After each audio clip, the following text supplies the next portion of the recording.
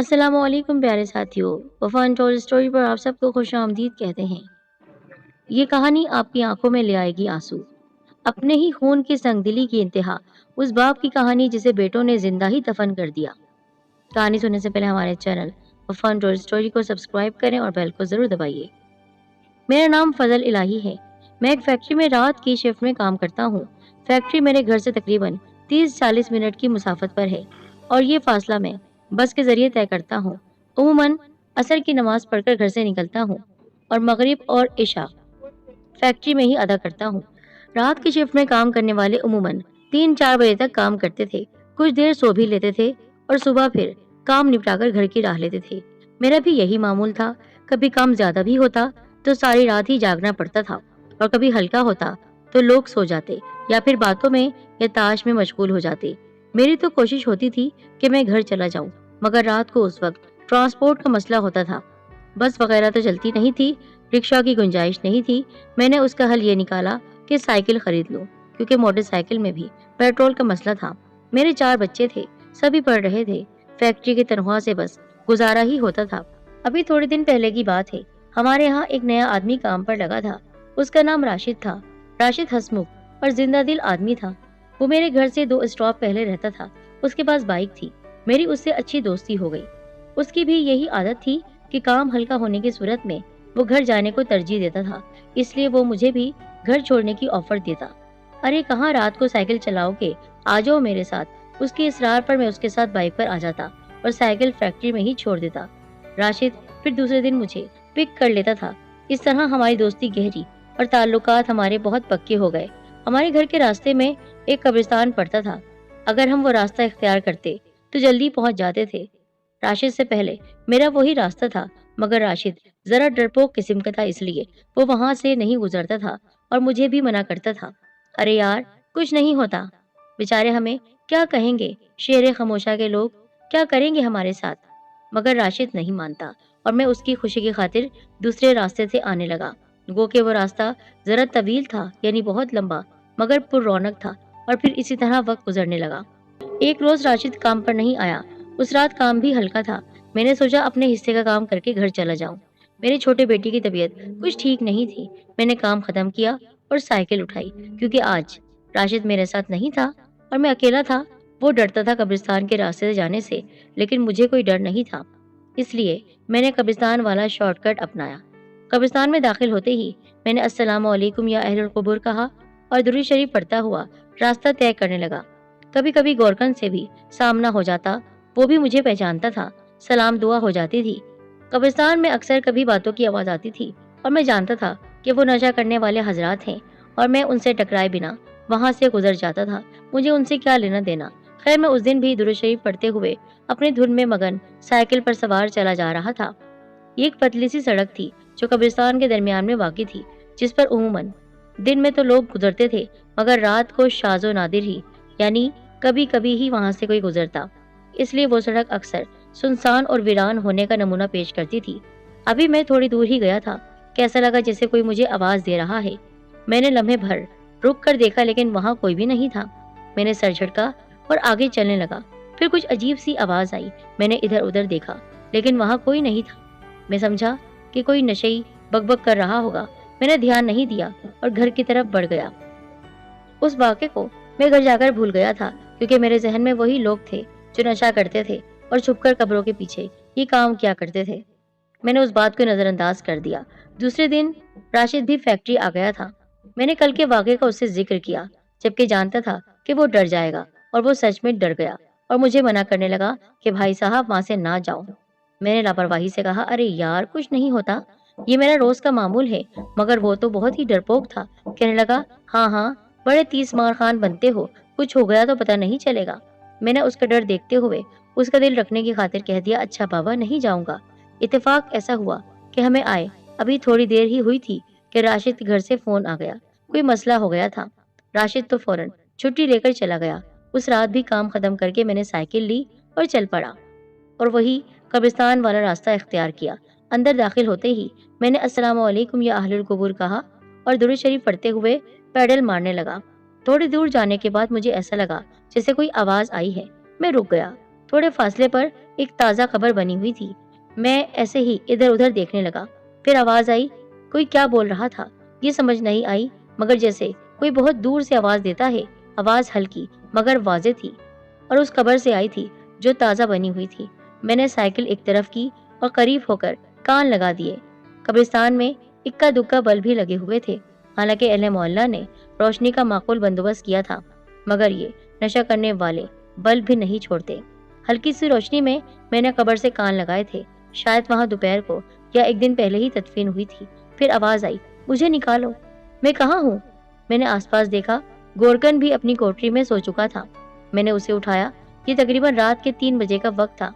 उस गोरकन को लेकर, यानी कब्र खोदने वाले को लेकर, मैं उस कब्र के पास आया और उसको आवाज़ सुनवाई। पहले तो वो टालने लगा और डरने लगा। अरे भाई, कुछ नहीं है, तुम्हारा वहम है बाबा। ये कब्रिस्तान है, यहाँ तो रूहों का बसेरा है। जाओ, तुम घर जाओ। और यूं किसी की कब्र के पास आकर कान लगाकर नहीं सुनते हैं, न जाने अंदर क्या हो रहा हो।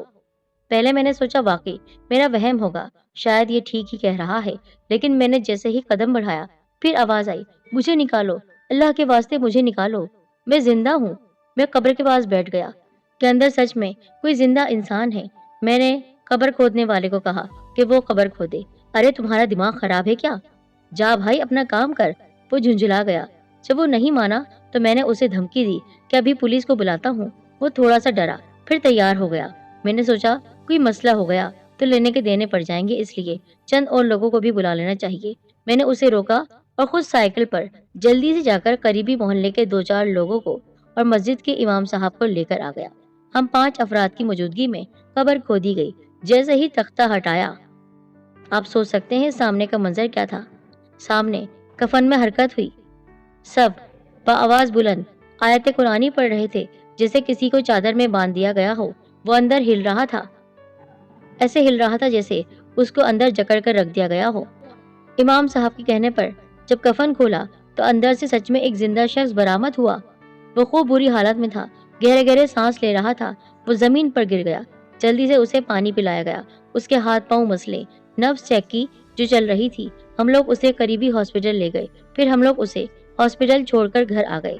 सुबह फिर हम लोग उसको देखने के लिए गए कि वो ठीक है या अब भी बेहतर हालत में नहीं है। लेकिन अल्लाह का शुक्र था कि वो काफी बेहतर हालत में था। वो एक बहुत बूढ़ा शख्स था और ये अल्लाह ताला का करिश्मा ही था कि वो 1.5 दिन कब्र में रहने के बाद भी जिंदा रहा। हम लोगों ने वजह पूछी। पहले तो वो खामोश रहा। उन्होंने मुझसे कहा कि कल रात तुम मेरे घर आना, फिर तुम्हें मैं तफसील बताऊंगा, क्योंकि तुमने मुझ पर बहुत बड़ा एहसान किया है। मैं रात में ड्यूटी से फारिग होने के बाद उनके घर पहुंचा। उनकी बेटी वहां पर मौजूद थी। वो भी काफी उम्र की थी, लेकिन बराबर अपने बाप की खिदमत कर रही थी। मैंने उनसे कहा, क्या आपकी सिर्फ ये बेटी है? उन्होंने कहा, नहीं, बदनसीबी है मेरी कि मेरे 3 बेटे हैं। तो फिर वो कहाँ हैं? क्या उनको ये खबर नहीं पहुंची कि आप कब्र में जिंदा दफन कर दिए गए थे? उन्होंने कहा, उन तक ये खबर कौन पहुंचाता, क्योंकि वही मुझे जिंदा दफनाने वाले थे। क्या ऐसा कैसे हो सकता है? क्या बेटे अपने बाप को कब्र में जिंदा दफना सकते हैं? ऐसा तो हमने कभी नहीं सुना। हाँ, ये सुना है कि बाप को घर से निकाल देते हैं, जुल्म करते हैं, ज्यादती करते हैं, लेकिन कब्र में जिंदा दफना देना, ऐसा क्यों? कहने लगे, ये घर देख रहे हो? हाँ, घर तो बहुत आलीशान है आपका। इस घर का पूरा निजाम मेरे हाथ में है। मेरी बेटी मेरी बहुत खिदमत करती है। मेरे बेटे लालची हैं, मैं जानता हूँ उनकी फितरत को।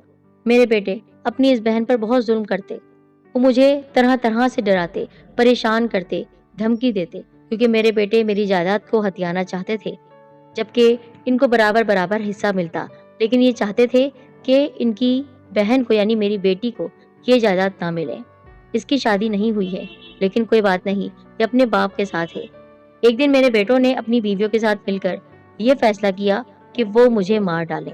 पर आपको ये खबर कैसे पहुंची और आपको ये किसने बताया कि आपके बेटों ने आपको मारने की कोशिश की है? क्योंकि उन्होंने खुद उगला है और मैंने उन्हें घर से निकाल दिया है।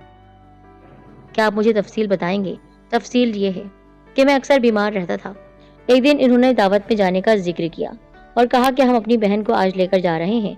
मुझे बहुत खुशी हुई कि शायद मेरे बेटे अपनी बहन के साथ सही हो गए हैं, क्योंकि बहुत प्यार और दुलार कर रहे थे। मैंने कहा अपनी बेटी से, बेटा तुम भाइयों के साथ चली जाओ, लेकिन मैं तो नहीं जा सकता हूँ। वो नहीं मानी। उसने कहा, नहीं अब्बा जान, मैं आपको छोड़कर नहीं जा सकती हूँ। उन्होंने कहा, आज तो तुम्हें जाना ही पड़ेगा, क्योंकि इस तरह तुम्हारे रिश्ते भी अच्छे आ सकते हैं। दावत में तुम्हें लोग देखेंगे तो हो सकता है तुमसे कोई शादी करने के लिए राजी हो जाए। खैर, वो नहीं मान रही थी, पर मेरी जिद की वजह से वो भाइयों के साथ जाने पर राजी हो गई। मैं भी बाप की मोहब्बत में पिघल गया था कि शायद मेरे बेटों के दिल में अपनी बहन के लिए हमदर्दी है और वो सच में उसकी शादी कराना चाहते हैं। मेरी बहुएं जो कभी मेरे लिए खाना नहीं बनाती थीं, उस दिन उन्होंने मेरे लिए खास तौर पर बहुत बेहतरीन खाना बनाया और अपनी नंद को उन्होंने हाथ लगाने तक नहीं दिया खाने में। लेकिन मेरी तबीयत ठीक नहीं थी। मुझे पता नहीं था वो मेरे खिलाफ क्या साजिश कर रहे हैं। उन्होंने उस खाने में जहर मिला दिया था। तबीयत मेरी रात में बहुत बोझल हो रही थी। खाना मुझसे नहीं खाया जा रहा था। मैंने एक लुकमा भी नहीं लिया। और इत्तेफाक आप देखिए, ये अल्लाह ताला की कुदरत कि मेरी बेटी पर अल्लाह ताला की इनायत होनी थी। अल्लाह ताला ने मुझे जिंदा रखना था कि वो खाना मैंने नहीं खाया, बल्कि उसी वक्त दरवाजे के बाहर दस्तक हुई। एक फकीर आया तो वो सारा का सारा खाना मैंने उसे उठाकर दे दिया। मुझे नहीं पता उस फकीर का क्या हाल हुआ, क्योंकि वो वहां से जा चुका था। अब मेरा दिल खाने का तो नहीं चाह रहा था। मैंने नींद की गोलियां खाई और दूध पीकर सो गया। वो नींद की गोलियां बहुत ज्यादा भारी मिकदार में थी। मैं इसलिए खाता था कि मुझे रात में नींद नहीं आती थी। नींद की गोली खाकर जब मैं सो गया तो मेरे बेटे दावत से वापस आए। वो बहन को नहीं लेकर आए थे, क्योंकि जहाँ पर वो दावत में गए थे वो हमारे रिश्तेदारों की ही शादी थी। उन्होंने बहन को वहां पर रोकने पर मजबूर कर दिया था और वो सबके सब वापस घर आए। अब जब वो मेरे कमरे में आए तो मैं नींद में सो रहा था और गहरी नींद थी। उन्होंने मुझे हिलाया जुलाया, लेकिन मैं उठा नहीं। वो समझ गए कि मैंने जहर वाला खाना खा लिया है और हल्की हल्की जो सांस चल रही है वो कब्र में जाकर वैसे ही बंद हो जानी है। जल्दी जल्दी उन्होंने मुझे एक कपड़े में लपेटा और फिर इसी कब्रिस्तान में मुझे दफना दिया जहां से तुमने मुझे पाया, मेरी आवाज सुनी थी। ये तो अल्लाह ताला की करम नवाजी थी कि तुम्हें मेरी आवाज आ गई, वरना तो मेरा वही दम घुटकर मर जाना था। 1.5 दिन, 1 दिन से ज्यादा वो उस कब्र में दफन रहे। नींद की गोलियों का असर जब खत्म हुआ तो वो होश में आए और चिल्लाने लगे, और फिर वही हुआ जो मैं आप सबके सामने बता चुका हूँ। ये कहानी सुनाते सुनाते वो रोने लगे कि मैंने सुना है कि बेटे बाप को घर से निकाल देते हैं, बेटे बाप को खाना नहीं देते हैं, बहुत जुल्म करते हैं, लेकिन इस तरह बाप को मार देना ये कहाँ की इंसानियत है। इसलिए आपको ये बताने के लिए मैंने बुलाया है, क्योंकि आप मेरे मोहसिन हैं। मैंने अपने बेटों को जायदाद से आग कर दिया है और ये पूरा मकान मैंने मस्जिद के हवाले कर दिया है। इस मकान में एक बेहतरीन मस्जिद बनेगी और मेरी बेटी के नाम जो जायदाद है वो मैंने कर दी है और बेटों से लाताल्लुकी का ऐलान करके अब मैं इसी मस्जिद में रहूंगा। हम सब ये सुनकर हैरान रह गए कि इंसान कितना खुदगर्ज और बेहिस है कि वो अपने इतने मोहतरम रिश्तों को भी भूल जाता है और दौलत के लिए किसी भी हद तक गिर जाता है। अल्लाह ताला हम सबको इन बातों से दूर रखे। दूसरे दिन जब मैंने राशिद और दूसरे लोगों को ये वाकया सुनाया तो सब अफसोस करने लगे और मुझे भी सराहा कि मेरी वजह से एक बूढ़े शख्स की जिंदगी बच गई। राशिद मेरे गले लग गया, यार तू तो वाकई बड़ा जीदार है। और मैंने हंसकर खामोश होकर ये बात सोची, अल्लाह ताला ने मेरे हाथों एक अच्छा काम करवाया। मैं उस पर अल्लाह ताला का मशकूर हूँ। अब भी मैं उनसे जाकर मिलता हूँ, क्योंकि वो एक नेक इंसान है। और फिर जाहिर सी बात है उनका मकान तो मस्जिद बन चुका है, तो अल्लाह ताला की इबादत के लिए अक्सर मुझे वहाँ जाना पड़ता है। वो कहते हैं कि अल्लाह ताला ने उनकी नेकियों के सिला ये दिया कि उनकी बेटी की शादी एक अच्छे घराने में हो गई है। बेटे आते हैं, माफ़ी मांगते हैं, लेकिन मैं उनसे बात नहीं करता हूँ। अल्लाह ताला सबसे बड़ा माफ़ करने वाला है। मैंने उन्हें दिल से माफ़ कर दिया है, लेकिन मैं कैसे ऐसी औलाद के लिए अच्छा कर सकता हूँ जिसने अपने बाप को जिंदा कब्र में दफना दिया, जबकि उन्होंने महसूस कर लिया था कि मेरी सांसें चल रही थी। ऐसी नालायक औलाद जो बाप को जहर दे, क्या उसके लिए बाप अच्छा कर सकता है? सवाल आपके लिए है, जवाब क्या होना चाहिए आप ही बताइए। अस्सलाम वालेकुम।